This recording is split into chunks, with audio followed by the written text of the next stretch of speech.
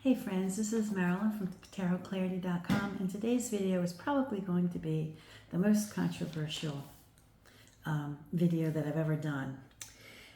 And it's on the Kentucky Derby. It's controversial because I'm on the fence myself about whether or not I even want to participate in watching it anymore. It's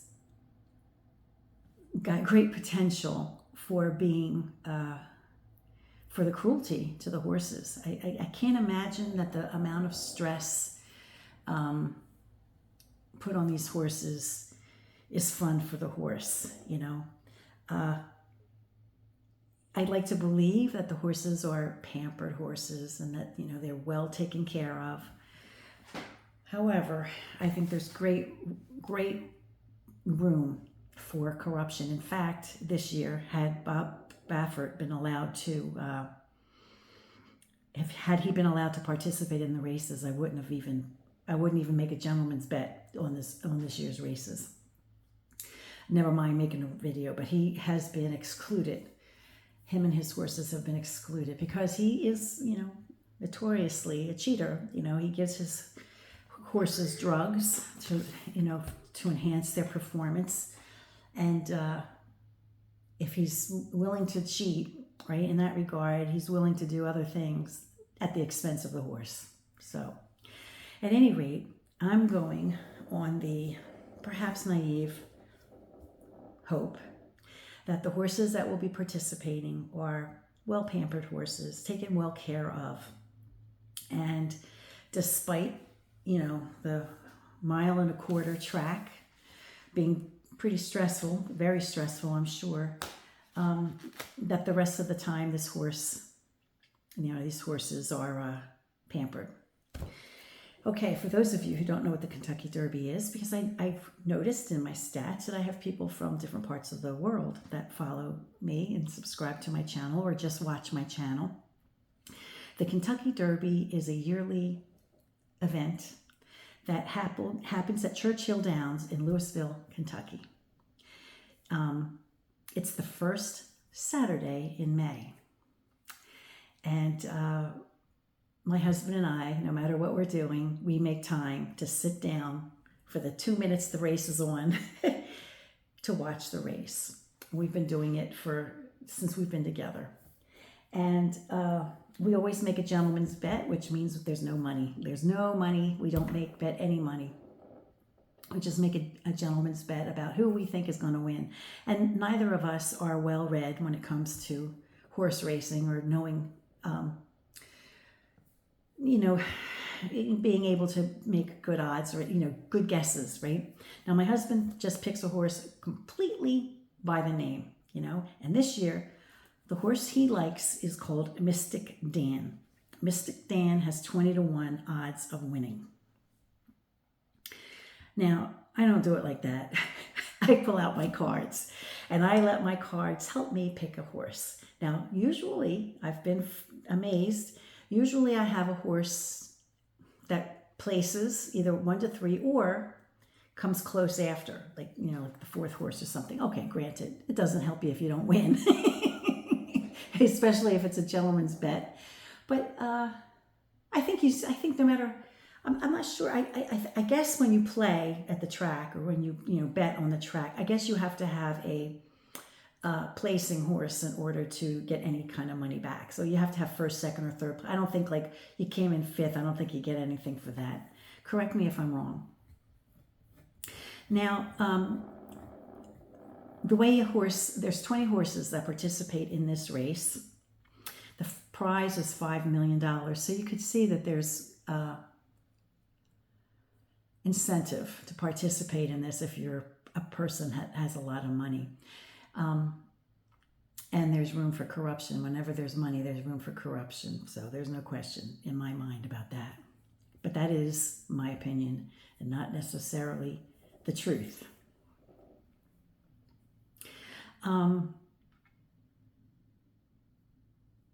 The horses need to be 3 years old. And there's 20 of them that will participate. So there's gates numbered 1 to 20. And how you qualify is you have to be a 3-year-old horse. You have to be in your 3rd year. And then there are, like, the horse has to have earned a certain amount of points won at certain races that they did. So if they accomplish a certain amount of points in their 3 years, then they qualify for the Kentucky Derby. And then they give the horses odds, which is what I'm going to be doing in this video. If you're a person who has no interest in the Kentucky Derby, in either learning about it or just, seeing how maybe I would go about picking, a winner for the horse race, and, then you probably have no interest in this. I do want to say, going into this, however, if you're doing it to get a winning horse, do not pick the horse I pick, because I am not saying by any stretch of the imagination that my horse is going to win. In fact, as I mentioned, most years, my horse might place, but it doesn't ever usually win. And once I think it won, but I've been doing it a long time. Okay, maybe more than once, but not a lot. And there are factors like today's Thursday. I don't have my grandbaby today, so I'm able to do a video on the topic. But the race is not until Saturday. So between now and Saturday, it's possible that whatever horse I pick will scratch. And that's what happens too. Is you do a reading. Sometimes I'll do a reading and I'll say, which is the winning horse? Help me figure out which is the winning horse, right? And I'll do it, and then something happens before the race even starts, and either my horse gets scratched completely, that's happened, or my horse just gets scratched. But a lot of times I'll see like the tower, I'll see some kind of catastrophic thing to suggest like, oh, he's not going to do so good or something like that,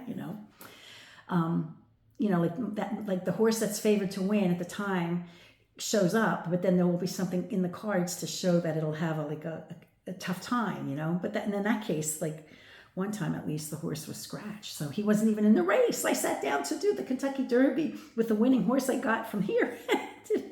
Wasn't even in the race.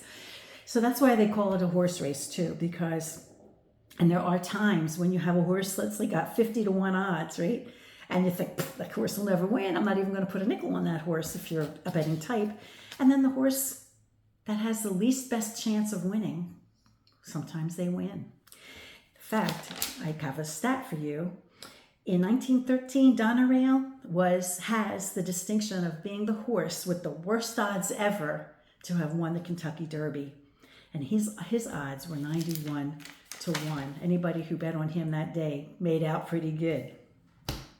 Okay, so how do I go about this when I do it? And this is good for you if you want to do it just for yourself. You don't have to listen to what I do. Just, you could take some ideas on how I approach this for yourself, but then do your own reading to help guide you in picking a horse for yourself. And as I said, I wouldn't put any real money down except for maybe a gentleman's bet for $1 or something like that. And my husband and I don't even exchange $1. But just to do it for fun. As I mentioned with the baseball tarot, the baseball video I did recently, it's just for fun. Sometimes you can use tarot just for fun. All right. So I have the names of all the horses and their gates, the gate number that they're in. I believe that the most fortuitous gate number would be number 1, which is the inside track, and it goes all the way out to 20. So the horse that has the 20th gate is at the greatest disadvantage. Now the idea is that the horse has to be able to get himself over or herself over, in time, because it's only 1.25 miles, so it's a quick race. I mean, if you go to get a drink of water and you come back, you miss the race. I'm serious. If you need to go to the bathroom, if you need to take a restroom break, right? Don't even try to do it before, when the race is on, because you'll miss the whole thing. So that's a point to keep in mind. I got something rocking on the table. It was for my mother. I know you're here, Mom. Okay. Number 1 horse. The number 1 horse, gate number 1 horse. His name is Dornosh. He has 10-1 odds. He comes out fast. He likes early speed. So he's a horse that'll come out fast. I don't know how he finishes, but he'll come out quick. Number 2 gate, Sierra Leone, 4-1 odds, very good odds. He's the top closer in the field. So at the end of the race, you remember the horses that like all of a sudden come out of nowhere? He's one of those horses. So Sierra Leone with 4-1 odds, he's a decent bet. He's a top closer too, so keep that in mind. If you're watching the race, it'll be interesting to see if he's the one who closes really good or gains good. My husband's horse is gate number 3, Mystic Dan, 20-1 odds. Not terrible, not great. He has a history of winning on a messy track. Therefore, if it's a rainy day and there's only 35% chance of rain that day, it's going to be a 79 degree day. I'm not sure how that computes in Celsius, but it's going to be a warm day. It's going to be a warm day. And he does, as I mentioned, if it rains, Mystic Dan has a decent chance because he has a history of winning on messy tracks. Gate number 4, Catching Freedom, 8-1. The only comment that I could find on him is that he's definitely improving as he races. He's improving. Catalytic, gate number 5, 30-1 odds. Not so great. However, he or she, I'm not sure. I don't know if it's what gender this horse is. The number gate 5 has a history of 10 horses winning from this gate since 1930. I don't know why they do it since 1930, but 10 horses have won from that gate number 5 since 1930. Number 6 gate, Just Steel, 20-1 odds. He's won more races than any of the other horses.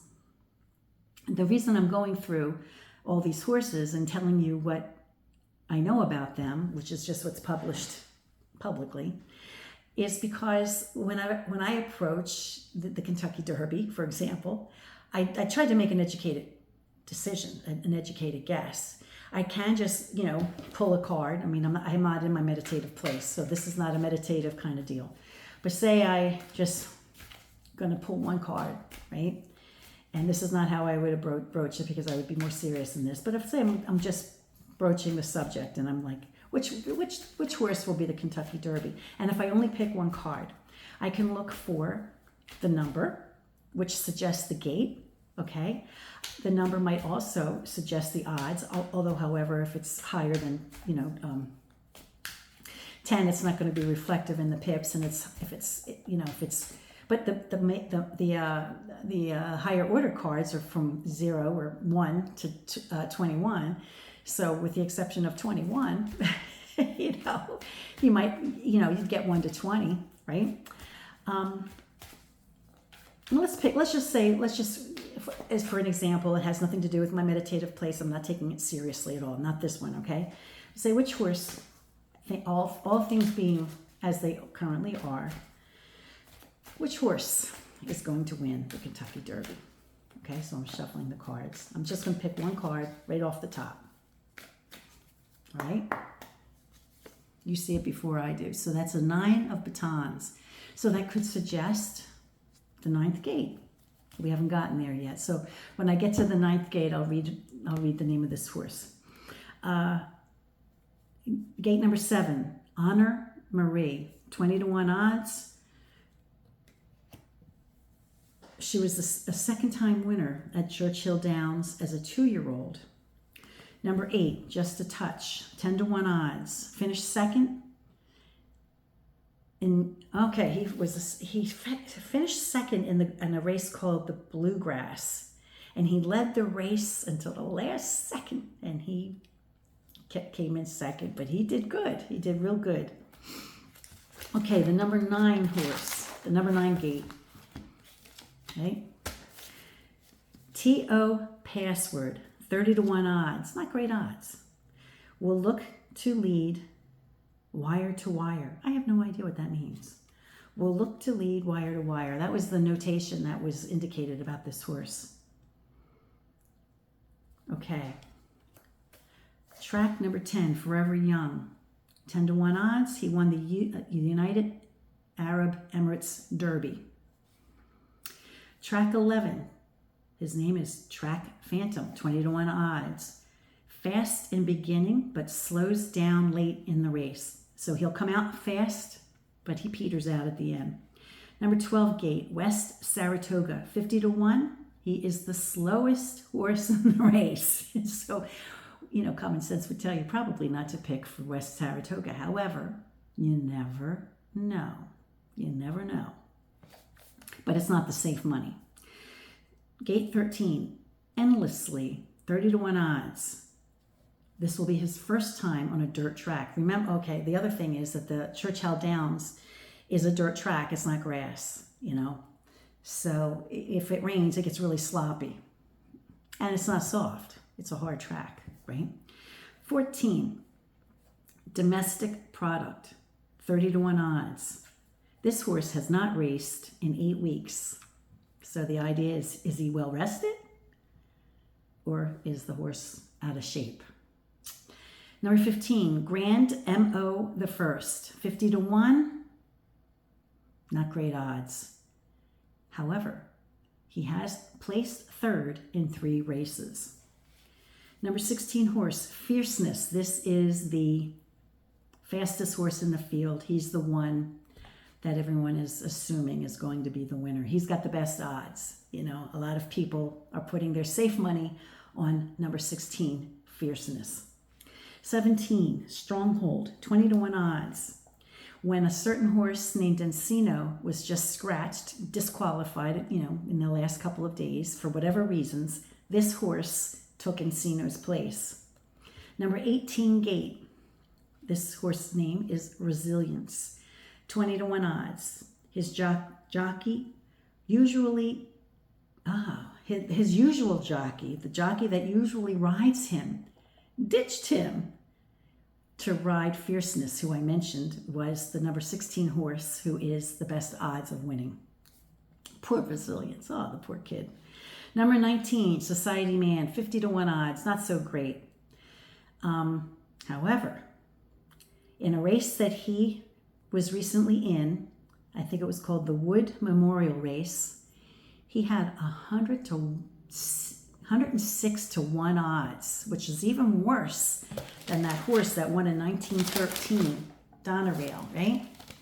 So his odds were 106 to 1, and he came in second in the Wood Memorial Race. And the last gate is occupied by the horse named Epic Pride, 50 to 1 odds. Being in that last gate, he probably doesn't have a chance in Hades. He comes out fast, but he's a horse that fades quickly. So the reason I went through all of that was, one, to give us name clues of the horses and to help us make educated guesses, because after all, if we think a horse is a stinker or if it's pouring rain, and he's never run on a like on a hard track, like a dirt track, he's probably not going to do so good. But again, it is a horse race and one never ever knows. But the way I approach it is that I try to make educated guesses. So I'm going to go into my meditative place, as I've described in a recent video about how I approach the cards and stuff like that. If you want to get a little bit of information on that, check out that video. I think it's called My Idiosyncrasies or something like that. So I'm going to go in my meditative place. I'm going to ask the universe in regard to the Kentucky Derby to tell me what I need to know in order to place a bet, a gentleman's bet. Again, do not use me for the purpose of picking a winning horse. Okay, this is for fun. This is not for fact. All right? Okay, so let me go into my meditative place, and then I'll flip the camera and I'll do some cards. Now, one of the things that I'm going to do, and I'm going to express this when I talk to the universe, is I'm going to do like I just did, right? I'm going to just, pull a top card, all right? To get a number, okay? The number could be representative of a gate, and maybe it will mean nothing. But if that number pops up again in a reading, okay, then I'm going to pay attention, all right? So I'm trying to explain that to you now. All right, let me go into my place. All right, so the way I put it to the cards is that, and the universe knows that I don't do jumpers, so it knows I ignore them. And I don't even know what that card was, so it's not even part of the equation. I put it to the cards that the first card that I'll pull from the top is just for a number clue. Now, the number could be the gate, but because we can't get necessarily get the same odds of picking 1 through 20, because for that I probably should only use the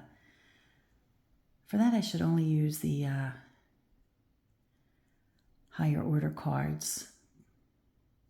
But that wouldn't even be true because we have 21 in the higher order. So I'm just going to do, I asked the universe to give me a clue with a number card, which will be the first one. But then I'm going to lay 3 cards after I pull this top card. So the universe knows that the shuffle does not have to be elaborate between these pulls because it's all for the same question. And I built all that in when I made my question. All right. Okay, here we go. Number 12. Okay, so the guess or the number clue, it is a higher order card, number 12. And let's see who number 12 gate is. Number 12 gate is West Saratoga. 50 to 1 odds, the slowest horse in the race. Well, maybe the clue means something else. I'm going to keep number 12 in mind for sure, or now my intent when I pulled this was for a number hint, okay? I wasn't asking for a visual clue. However, we have been given a visual clue. So we're going to look at the visual clue of the hangman. Could it be somebody who's delayed? It could be a delay. Could it be the slowest horse in the race, which is wow, isn't that interesting? That's what number 12 is.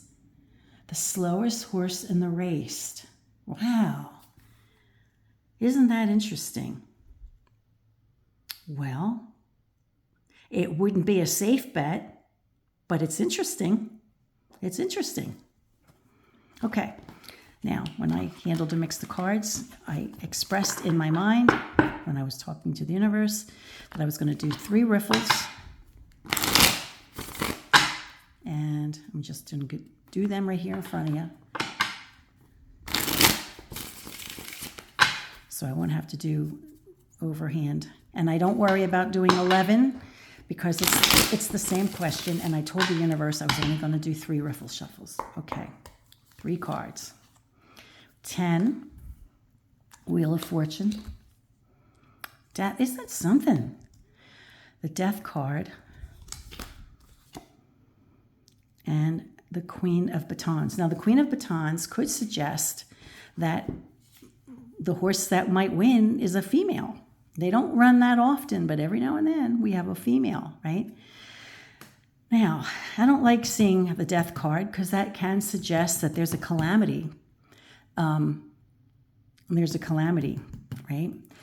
Number 10 horse is Forever Young. He's got 10 to 1 odds. He won the United Arab Emirates Derby. So that's not a bad guess, right? It's not a bad guess. However, if you read it as a story, if you read clues, it's like number 10 horse may have a calamity, or as the race unfolds, there might be some kind of, death isn't necessarily a calamity. That would be more like the Tower. But it's, when you're talking about living things, when you see the Death card, it's not a warm and fuzzy feeling. It could mean that the number 10 gate horse might be scratched. So don't vote for number 10, right? It could mean something like that. But then this one kind of suggests that maybe it would be a female. Now, I don't know if there are any female horses. So none of them have been noted as being a female horse. So I'm not sure.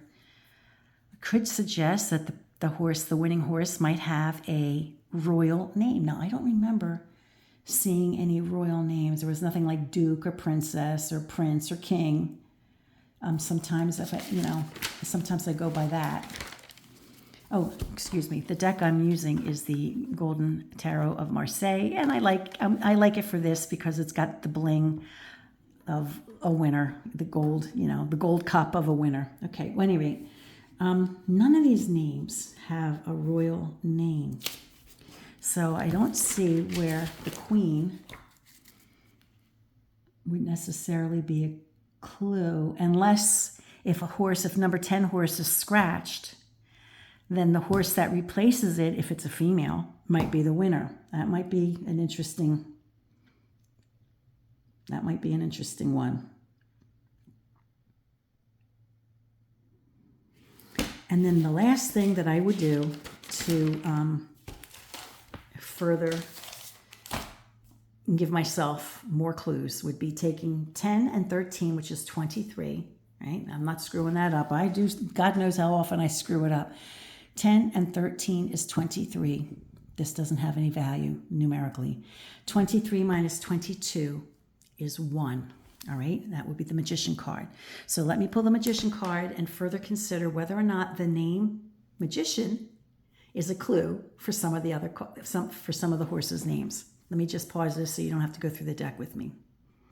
All right, so here we have the number 1 card, the Magician. Now, it can mean a few things. It could mean the horse in gate number 1, right? Which was Door Notch, 10-to-1 odds. He likes early speed. He's a good contender, right? Now, it doesn't jibe with number 12, which was the number, I asked for a number clue. Now remember, just because the hangman popped up doesn't mean that that's the gate of the horse that's going to win. It was just a number clue, right? And the number clue could have suggested delays. And it was interesting because gate number 12 horse was considered the slowest horse in the race, right? So that could have been a clue that the slowest horse in the race, it happens to be gate 12 is also the slowest horse in the race, which is interesting. So I'm keeping that in mind. So, but a number 1 could be a suggestion that horse in gate number 1, which was Door Knock, 10-to-1 odds. As I mentioned, he's got decent odds. They're not bad. There could also be a suggestion of some kind of trickery or underhandedness, which may have, ended up scratching a horse or being the cause of a horse not to do well. I don't like seeing the death card. I really don't. For the horse race. Oh, goodness. So these are the clues. So we have 12 for the number clue. Then we have 10 and 13 and the story they tell. It could be that the number 10 horse, something happens, maybe they get scratched, and the replacement is a female, and maybe the female will win. But when I asked for the quintessential card for the gist of the whole thing, we have some kind of trickery, underhandedness. If we look at the value of the meaning of the card as I see it, not necessarily how you see it, which is why you should do this for yourself. I'm just showing you my procedure and my process for coming up with a winning horse. Right? And the number 1. So maybe after a horse is scratched, if a horse is scratched, you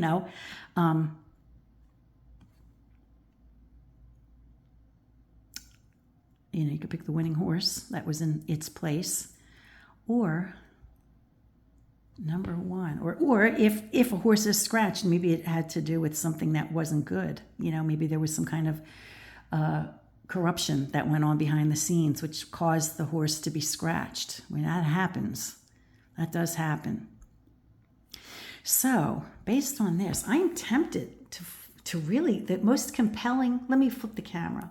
Well, so remember, Wheel of Fortune number 10, Death card 13, the Queen card of batons, right?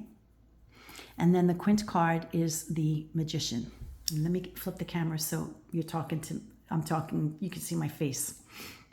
Not that anybody wants to see my face.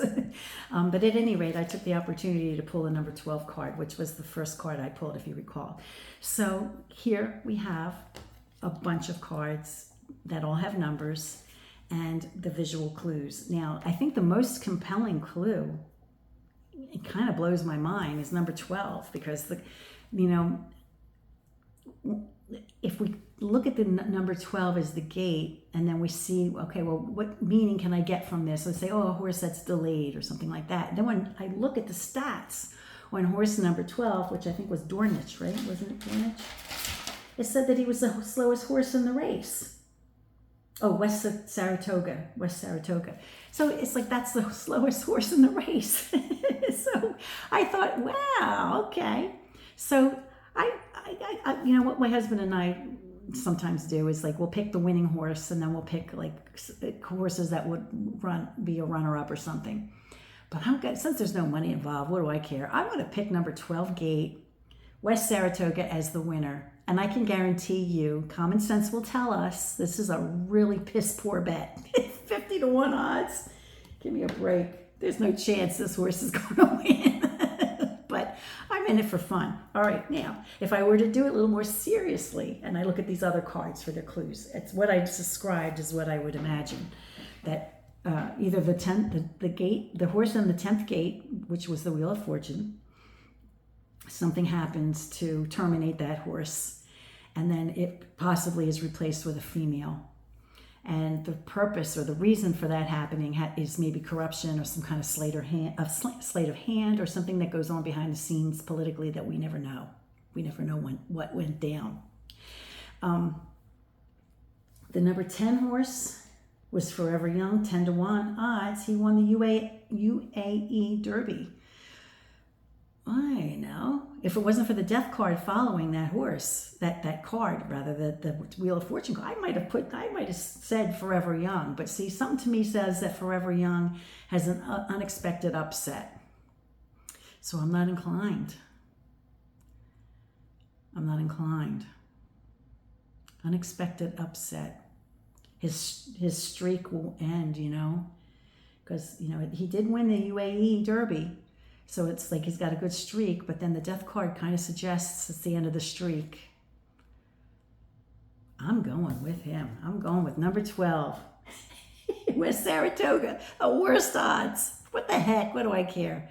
Okay, friends, I hope you see this as all in fun, and do it yourself. I just showed you how I approach the cards. You can use my method, you know, and just use it to find what you think is, you know, if this is how I go about it every year, and how I go about it every single year. And it's, like I said, it's fun, you know, I enjoy doing it. And I'm not too, I like having an educated guess, and if I pick the worst horse, at least I do it knowing how bad the odds are, you know. But okay, friends, we'll play. It's Saturday. Oh, what time does it go down? It goes down Saturday at what time? I think it's something like 6:57. It's like a few minutes, I think, before 7 o'clock. Yeah, 6:57 Eastern Standard Time, or New York time. So it happens 6:57 in the afternoon or early evening, East Coast. Like I said, it's a 1.25 miles. And if you, like, when the race begins and you get up and go to the bathroom, by the time you come back, it'll be done. It's that fast, so don't do that. Don't get a drink of water. Don't leave the room. You'll miss the race. And it's on NBC and Peacock Network. And I think those are the things.